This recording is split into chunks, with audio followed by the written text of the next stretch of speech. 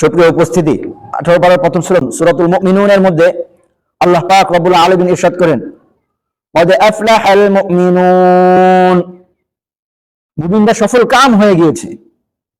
সফল কাম হবে এই কথা বলেনি, বলেছে কি সফল কাম অলরেডি ডান, মানে সে সফল। কোন মুমিন সফল হবে? এক নাম্বার হলো আল্লাযীনা হুম ফি সালাতিহিম খাশিউন, যে মুমিন নামাজ খুব সুন্দরভাবে বিনয়ের সহিত আদায় করবে, খুব সুন্দরভাবে উজু করবে, উজু করার পরে মসজিদে এসে ধীরে সুস্থে সুন্দরভাবে নামাজ, একেবারে নামাজের মধ্যে তার হৃদয়টা যেন থাকে এভাবে যে সুন্দরভাবে নামাজটা আদায় করবে। ওয়াল্লাযীনা হুম আনিল লাগওয়ি মুরিদুন, দ্বিতীয় আরেক শ্রেণীর মুমিন সফল কাম, যে মুমিন অনর্থক কাজ, যে কাজ তার দুনিয়া এবং আখিরাত কোথাও কোনো উপকারে আসে না, এরকম অনর্থক কাজ থেকে সে বিরত থাকবে। তৃতীয় হলো ওয়াল্লাযীনা হুম লিযাকাতি ফাইলুন, যে মুমিন সঠিকভাবে যাকাত প্রদান করে, যাকাত প্রদানের ক্ষেত্রে গিয়ে কোনো কার্পণ্য করে না। হয়তোবা আমরা অল্প টাকার মালিক, আমাদের উপরে যাকাত আসে 2500 টাকা, 3000 টাকা, 5000 টাকা, কিন্তু যে লোক 100 কোটি টাকার মালিক, 200 কোটি টাকার মালিক, তার উপরে তো 100 কোটি টাকার মালিক হলে তার উপরে তো 2.5 কোটি টাকা যাকাত চলে আসে। তখনই গিয়ে সে হেরফের করে, তখন সে 1000 পিস যাকাতের কাপড় কিনে মানুষদের মধ্যে বিতরণ করে তার যাকাতের খেলা শেষ করে দেয়। সফল কাম মুমিন হলো যে যাকাত প্রদানের ক্ষেত্রে কোনো কার্পণ্য করে না। আরেক শ্রেণী হলো ওয়াল্লাযীনা হুম লিফুরুজিহিম হাফিজুন, আল্লাহ পাক রব্বুল আলামিন সফল কাম মুমিনের আরেকটি বৈশিষ্ট্য বলেছেন, সেটি হলো সে নিজের সেই লজ্জাস্থানের, তার নিজের লজ্জাস্থানের হেফাজত করবে। সে তার এই অঙ্গকে সে অপাত্রে কখনো ব্যয় করবে না, কোনো বেগানা নারীদের দিকে সে তাকাবে না, কিংবা অন্য কোনো অপাত্রে তার এই লজ্জাস্থানকে সে ব্যয় করবে না আল্লাহ পাক রব্বুল আলামিন, তাহলে তাকে সে সফল কাম মুমিন হয়েছে, আল্লাহ পাক রব্বুল আলামিন বলেছে। যদি কেউ মৈথুন করে, এটাও অপাত্র, এটাও অপাত্র। সুপ্রিয় উপস্থিতি, বুখারী শরীফের মধ্যে প্রিয় হাবিব, প্রিয় রাসূল সাল্লাল্লাহু আলাইহি ওয়াসাল্লামের একটি বাণী হলো, তিনি এক শ্রেণীর মুমিন বান্দাদের জান্নাতের জিম্মাদারি নিয়ে নিয়েছেন। আমাদের এই যুগে কেউ কিন্তু কারো দায়িত্ব নিতে চায় না, বিশেষ করে যখন লেনদেনে হেরফের হয়, তখন কোনো মুরব্বীকে সেখানে জিম্মাদার বানানো হয়। যদি ওই লোক কোনো আস্থাভাজন না হয়, তাহলে কিন্তু তার দায়িত্ব কেউ নেয় না। রাসূল সাল্লাল্লাহু আলাইহি ওয়াসাল্লাম বলেন, মান ইয়াযমানলি মা বাইনা লিহইয়াহি ওয়া মা বাইনা রিজলাইহি, মাত্র দুটি শর্ত। এক নাম্বার হলো, যে ব্যক্তি, রাসূল করিম সাল্লাল্লাহু আলাইহি ওয়াসাল্লাম আমার জন্য যে ব্যক্তি তার মুখকে হেফাজত রাখবে, দুই চোয়ালের মধ্যবর্তী জিনিসটাকে যে ব্যক্তি সংরক্ষণ রাখতে পারবে, এ দিয়ে সে কোনো হারাম কথা বলবে না, সে কোনো হারাম খাবে না, হারাম কাজের প্রতি মানুষদেরকে উদ্বুদ্ধ করবে না, ভালো কাজে এটা ব্যবহার করবে, ভালো বলবে, ভালো গাইবে, ভালো খাবে, হালাল খাবে, এবং ওয়ামা বাইনা রিজলাইহি, এবং দুই পায়ের মাঝে তার যে লজ্জাবতী স্থান রয়েছে, এই স্থানকে যে ব্যক্তি হেফাজত করবে, অপাত্র কখনো কোশ্চিনকালেও সে ব্যয় করবে না। হযরত ইউসুফ আলাইহিস সালামকে ওই সময়ের সবচেয়ে ফার্স্ট লেডি যে ছিল জুলাইখা, তিনি কুকর্মের প্রতি আহ্বান করার পরেও হযরত ইউসুফ আলাইহিস সালাম কিন্তু সেদিকে সাড়া দেন নাই। অথচ আমাদের অবস্থাতে একেবারেই নাজুক, সমাজের সবচেয়ে নিকৃষ্ট মানুষও যদি আমাদেরকে আহ্বান করে, তাহলেও আমরা নিজেরা ঠিক থাকতে পারি না। অথচ সম্মানিত মুসল্লিয়ান ইকরাম, রাসূল করিম সাল্লাল্লাহু আলাইহি ওয়াসাল্লাম বলেছেন, ওয়ামা বাইনা রিজলাইহি, যে ব্যক্তি দুই পায়ের মাঝে লজ্জাস্থানকে হেফাজত রাখতে পারবে, আযমান লাহুল জান্নাহ, আমি তার জন্য জান্নাতের জিম্মাদারি নিয়ে নিলাম। কে নিবে বলেন? আর কেউ আছে জিম্মাদারি নেওয়ার? কোন দিনের জিম্মাদারি নিলেন? আল্লাহ তাআলা সূরাতুল বাকারার মধ্যে বলেন, সেদিন লা তাখুযু শাফাআহ, কোন শাফাআত গ্রহণ করা হবে না, কোন বিনিময় গ্রহণ করা হবে না। এমন দিনে প্রিয় রাসূল সাল্লাল্লাহু আলাইহি ওয়াসাল্লাম আমাদের জন্য জান্নাতের জিম্মাদারি নিলেন। সূরা আবাসের মধ্যে আছে, ইয়াউমা ইয়াফিরুল মারউ মিন আখিহি ওয়া উম্মিহি ওয়া আবিহি, রাসূল এমন দিনে আমাদের জিম্মাদারি নিলেন যেদিন আমার ভাই আমাকে দেখে দৌড়ে পালাবে, আমার মা আমাকে দেখে দৌড়ে পালাবে, আমার বাবা আমাকে দেখে দৌড়ে পালাবে। অসাহিবাতিহি ওয়া বানি, যে বন্ধুর জন্য আমি আমার কলিজা কেটে ফেলি, যে বন্ধুর জন্য সবকিছু বিসর্জন করি, সেই বন্ধু আমাকে চিনবে না, আমাকে দেখার দূর থেকে দেখার সাথে সাথে সে দৌড়ে পালাবে। যে সন্তানের জন্য জীবনটাকে পানি করে দিলাম, রক্তকে পানি করে দিলাম, সেই সন্তান সেদিন কোনো কাজে আসবে না। সেই দিন প্রিয় রাসূল সাল্লাল্লাহু আলাইহি ওয়াসাল্লাম, প্রিয় হাবিব সাল্লাল্লাহু আলাইহি ওয়াসাল্লাম আমাদের জান্নাতের জিম্মাদারি নিয়েছেন। তো সুপ্রিয় উপস্থিতি,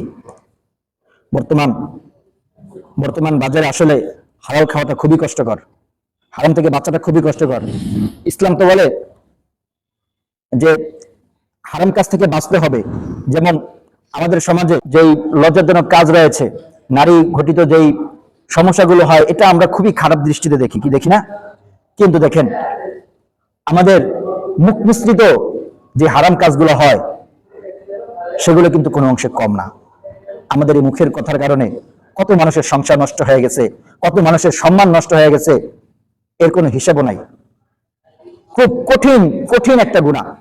কিন্তু আজকে আমাদের এনজয়ের খোরাকি হলো, আমরা যে কোথাও যদি 2-4 জন আড্ডা দেওয়ার জন্য বসি, তাহলে সেখানে আমাদের আনন্দ দেয় আমরা যখন থার্ড আরেকজন পার্সন নিয়ে যখন গল্প গুজব করতে থাকি, তার নামে খারাপ খারাপ কথাগুলো বলতে থাকি, তখন আমরা খুবই মজা পাই, খুবই আনন্দ পাই।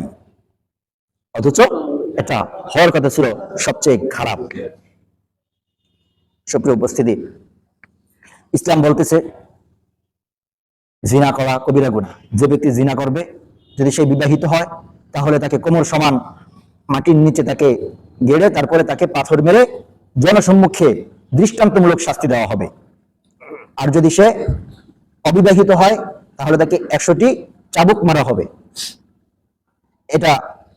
এই আইন পশ্চিমা কালচারে নাই, কিন্তু কঠিন আইন আছে। কোন কোন আইনে আছে মৃত্যুদণ্ড দিতে হবে কিংবা দৃষ্টান্তমূলক শাস্তির কথা ব্রিটিশ লর মধ্যে আছে। এরপরে ধরেন টিচ করা, ইপটিজিং করা, এগুলো খুবই খারাপ। কিন্তু আবার তাদের কালচারে এটা নাই যে যদি কাউকে নজর দিয়ে দেখি, কোনো কিছু যদি কান দিয়ে আমরা শ্রবণ করি, এটা যে গুনাহ হতে পারে, এটা যে একটা খারাপ জিনিস, এটা পশ্চিমা কালচারে নাই, ইভেন আমাদের এই কালচারেও নাই। সক্রিয় উপস্থিতি, ইসলাম প্রত্যেকটা জিনিসকে শুরু থেকে বন্ধ করার চেষ্টা করে, শুরু থেকে বন্ধ করার কথা বলে। রাসূলুল্লাহ সাল্লাল্লাহু আলাইহি ওয়াসাল্লাম বলেন, জিনা আইনুন নজর, চোখের জিনা হলো দেখা। শুধুমাত্র আমরা যারা মোবাইল ব্যবহারে আসক্ত, যখন মোবাইল চালানো শুরু হয়, প্রয়োজনীয় একটা নিউজ দেখার জন্য হয়তো বা মোবাইল ওপেন করি, কিংবা কোনো একটা আর্টিকেল দেখার জন্য মোবাইলটা ওপেন করি, ওপেন করার আশেপাশে যা থাকে সব দেখতে থাকি, একের পর একটা দেখতে থাকি, হয়তো বা কোনো সুন্দরী রমণীর ড্যান্সের সামনে চলে আসে। তো কি হয়, এটা চলার পরে এরপরে মনের মধ্যে এই চিন্তা ভাবনা চলতে থাকে। আমরা যদি আমাদের বাহিরের সীমানা চক্ষু এবং কানকে হেফাজত করতে না পারি, তাহলে আমাদের এই বডির যে রাজধানী কল্প, এই কল্প কিন্তু তখন অস্থির হয়ে যায়। কল্প যখন অস্থির হয়ে যায়, তখনই সমাজের মধ্যে জিনা, ব্যভিচার কিংবা অপকর্মের হার দিন দিন বাড়তে থাকে। সুপ্রিয় উপস্থিতি, আমরা যদি এটাকে সূচনা লগ্নে বন্ধ করে দিতে চাই, তাহলে আমরা যে ফ্যাশনের নামে যে কাজগুলো করতেছি, আমরা সমাজে যেভাবে আমাদের সন্তানদেরকে উন্মুক্ত ছেড়ে দিচ্ছি, এগুলো আমাদের বন্ধ করতে হবে। আমরা আসলে নিজেদের জীবনকে অর্থ উপার্জনের পিছনে ব্যয় করে দিচ্ছি, কিন্তু আমরা আমার সন্তানদেরকে, আমাদের অধীনস্থদেরকে সময় দেওয়ার কোনো প্রয়োজন বোধ করি না। পরিশেষে আমি আমার সন্তানকে বলি, সিনেমা হলে যাবি না, ওই জায়গায় গিয়ে আড্ডা দিবি না, আর নিজেই বসে চায়ের দোকানে আড্ডা দিই। আজকে আমি যখন মসজিদে আসি, আমার যদি তাকে বলা থাকে তুমি যেখানেই থাকো, মাগরিবের সালাত আমার সাথে মসজিদে আদায় করবা, এশার সালাত আমার সাথে মসজিদে আদায় করবা। একজন সন্তান একজন বাবার কাছ থেকে যে শিক্ষাটা পায়, এটা তার মধ্যে যেভাবে গ্রো হয় এবং তার হৃদয়ের মধ্যে যেভাবে গাঁথে, এটা দুনিয়ার অন্য কোথাও থেকে সেই শিক্ষাটা নিতে পারে না। কোনো কলেজ, ইউনিভার্সিটি, কোনো ইমাম, কোনো হুজুর এই শিক্ষাটা তাকে দিতে পারে না, একজন বাবার কাছ থেকে যে সরাসরি যে শিক্ষাটা পায়। এখন বাচ্চাদেরকে জিজ্ঞাসা করি, তোমরা সালাম দিয়েছো? না হুজুর দেয় না। তোমার বাবা তোমাকে সালাম দিছে? না হুজুর, আব্বাই তো সালাম দেয়। তোমার মায় তো মোবাইল চালায়। এই হলো পরিস্থিতি। তাহলে আমরা বাচ্চাদেরকে শিক্ষা দিচ্ছি, আমরা মানুষদেরকে বলছি, কিন্তু যখন মানুষের শিক্ষাটা, সবচেয়ে বড় শিক্ষা কিন্তু ফ্যামিলির কাছ থেকে আসে, কিন্তু সেটা আমরা দিতে ব্যর্থ হচ্ছি। ব্যর্থ হওয়ার কারণে আজকে সমাজের রন্ধ্রে রন্ধ্রে পোকা বসে রয়েছে। সেই পোকা কিভাবে সরাবো? সারা শরীরেই তো ঘা, মলম দিব কোথায়? তো সুপ্রিয় উপস্থিতি, আমরা যদি রাসূল সাল্লাল্লাহু আলাইহি ওয়াসাল্লামের রাসূল সাল্লাল্লাহু আলাইহি ওয়াসাল্লাম জান্নাতের জিম্মাদারি নিয়েছেন যে ব্যক্তি দুইটা শর্ত পালন করতে পারবে। এক নম্বর হলো মাইয়ামানলি মা বাইনা লিহিয়াহি, দুই চুলের মধ্যে যে মধ্যবর্তী স্থান রয়েছে, ওমা বাইনা রিজলাইহি, এবং লজ্জা স্থান যে ব্যক্তির হেফাজতে রাখতে পারবে, রাসূলুল্লাহ সাল্লাল্লাহু আলাইহি ওয়াসাল্লাম বলতেছেন আযমান লাহুল জান্নাহ, আমি তার জন্য জান্নাতের জিম্মাদারি নিয়ে নিলাম। ধরেন আমি তো আপনাদের মসজিদের ইমাম, আমার মাথায় টুপি থাকে, মুখে অল্প স্বল্প যা দাঁড়িয়ে আছে, গায়ে জুব্বা সবসময় থাকে। আমি চাইলেই কিন্তু যে কোনো গুনাহে জড়াতে পারি না, কারণ আমি সমাজের কাছে দায়বদ্ধ। আমি চাইলে স্মোক করতে পারি না, আমি সমাজের কাছে দায়বদ্ধ। আমি চাইলে গুনাহের কাজ করতে পারি না, আমি সমাজের কাছে দায়বদ্ধ। একজন মুরব্বী যার বয়স 50 হয়ে যায়, সে যখন 5 ওয়াক্ত নামাজ পড়ে, তাহাজ্জুদের সালাত আদায় করে, এগুলো অনেক কঠিন কাজ। 5 ওয়াক্ত নামাজ কন্টিনিউ করা, এরপরে তাহাজ্জুদের সালাত ভোর রাত্রে উঠে আদায় করা অনেক কঠিন কাজ। কিন্তু এর বাহিরে যে সকল ভাই বোনদের জন্য আরে গুনাহ করা একেবারে ইজি, সে করলে তাকে তার বাবাও কিছু বলবে না, সমস্ত পরের কথা। সে যখন নিজেকে শুধুমাত্র আল্লাহ পাক রব্বুল আলামিনকে ভয় করে, যখন সে শুধুমাত্র নিজের চক্ষুকে হেফাজত করবে। আমি মসজিদের মধ্যে থাকি, কিংবা আমার বয়স 50 হয়ে গেছে, আমার এখানে তো চোখের হেফাজতের প্রশ্নই আসে না। এখানে তো চোখের হেফাজতের কোনো প্রশ্নই আসে না। চোখের হেফাজতের প্রশ্ন আসবে কার? যে যার নারী করি আছে। চোখের হেফাজতের প্রশ্ন আসবে কার? যে ছেলে বালক হয়ে যাওয়ার পরে স্কুলে একসাথে বা কলেজ ইউনিভার্সিটিতে একসাথে মেয়েদের সাথে পড়াশোনা করতেছে, তার তো এই প্রশ্নটা আসবে। যখন সে মহান রবকে ভয় করে, রাসূল সাল্লাল্লাহু আলাইহি ওয়াসাল্লামের বাণীকে স্মরণ করে, জিনা আইনুন নজর, চোখের জিনা হলো দেখা। আল্লাহ তাআলা বলতেছেন কুল্লুল মুমিনিন ইয়াগুদ্দু মিন আবসারিহিম ওয়া ইহফাযু ফুরুজাহুম। আল্লাহ পাক রব্বুল আলামিন মুমিনদেরকে আদেশ করে বলতেছেন, তোমাদের জন্য আবশ্যক হলো তোমরা তোমাদের চক্ষুকে অবদমিত রাখবে, এই চোখ দিয়ে কোনো হারাম কাজ করবে না। যখন আল্লাহ তাআলার এই বাণীকে স্মরণ করে, রাসূলুল্লাহ সাল্লাল্লাহু আলাইহি ওয়াসাল্লামের বাণী জিনা আইনুন নজরকে স্মরণ করে, যখন সে হেফাজতে থাকবে, তখন আমি ইমাম কিংবা 50 বয়স যাদের, সেই সকল মুরব্বিয়ানে কিরাম, তাদের তাহাজ্জুদ নামাজের চেয়ে এই যে বাচ্চা ছেলে মাত্র বয়স 15 হলো কিংবা 20 হলো, এর শুধুমাত্র ছোট্ট আমলটা মহান রবের কাছে অনেক অনেক প্রিয়। কোন যুবক ভাই যদি এই ডিসিশন নেয়, আমি আমার ফুল লাইফে কখনো আমার চরিত্রে কালিমা লাগতে দিব না, আমি কোনো নারী কেলেঙ্কারিতে জড়াবো না, কোনো হারাম রিলেশনশিপে জড়াবো না। আমরা যাদের বয়স 50 হয়ে গেছে, তাদের প্রশ্ন আসে না। এরপরেও আমরা বিভিন্ন জায়গায় বিভিন্ন রকমের নিউজ দেখি। এক কথায় হলো, হোল লাইফে যে ব্যক্তি নিজের সাথে এই কমিটমেন্ট করতে পারবে, রাসূলুল্লাহ সাল্লাল্লাহু আলাইহি ওয়াসাল্লামের এই বাণীর আওতায় সে চলে আসবে। এটা বয়স্কদের জন্য ইজি হলেও এটা কিন্তু 15 থেকে 30 বছরের বয়সী যারা আছে তাদের জন্য কিন্তু অনেক কঠিন। কঠিন কি কঠিন না? অথচ রাসূলুল্লাহ সাল্লাল্লাহু আলাইহি ওয়াসাল্লাম বলেছেন, মা তাওয়াক্তু ফিতনাতান আদারু আলা রিজালি মিনান নিসা। রাসূল সেই 1400 বছর আগে, যে সময় কোনো মোবাইল ছিল না, কোনো মিডিয়া ছিল না, ওই সময় তিনি বলতেছেন, আমি একজন মুমিনদের উপরে কিংবা পুরুষদের উপরে নারীদের থেকে কঠিন ফিতনা আর কোনোটা রেখে যাচ্ছি না। তাহলে এখানে এসে সবাই কাবু হয়ে যায়, কি ছোট কি বুড়া আর কি গুড়া, আবার বৃদ্ধ বনিতা সবাই এখানে ধরা। তো আমি যদি নিজের কন্ট্রোল, নিজের সেফটি যদি আসলে না করি, তাহলে এটা আর কেউ করবে না। আসলে উদাহরণ দিতে গেলে এভাবে দেওয়া যায়, যেমন এই রোগটা, ধরেন জিনা আইনুন নজর, যেটা বললাম চোখের জিনা হলো দেখা, এটা কি শুধু ওই বাহিরের রাস্তায় কিংবা গার্লসের পাশে বসে দাঁড়িয়ে শুধু মেয়েদেরকে দেখে, এটাই কি শুধু জিনা? আমরা যে মোবাইল ইউজ করতেছি, এটার সামনে যেটা আসে, এটা হলো এক রকমের চুলকানির মতো, যে চুলকানের পরে অনেক, মানে যে সময় চুলকানি অনেক মজা লাগে, অনেক মজা, যাদের দাউদ আছে কিংবা অ্যালার্জির প্রবলেম আছে, অনেক মজা। কিন্তু আফটার চুলকানির পরে কি হয়? এরপরেই তো শুরু হয় জ্বালা পোড়া, এরপরে তো আসল খেলা শুরু হয়ে যায়। ঠিক একইভাবে যতক্ষণ দেখতে থাকি, রাতের ঘুম নষ্ট করে দেখতে থাকি, ব্রেনটা পুরো ক্রেজি হয়ে যায়। সকালে উঠে ফজরের সালাত আদায় করতে পারি না, রাস্তাঘাটে চলার সময় স্ক্রল করতে থাকি। তো বিষয়টা গিয়ে দাঁড়ায় কি, যখন ইউজ করি তখন খুবই মজা, খুবই আরাম, কিন্তু পরবর্তীতে গিয়ে কি হয়?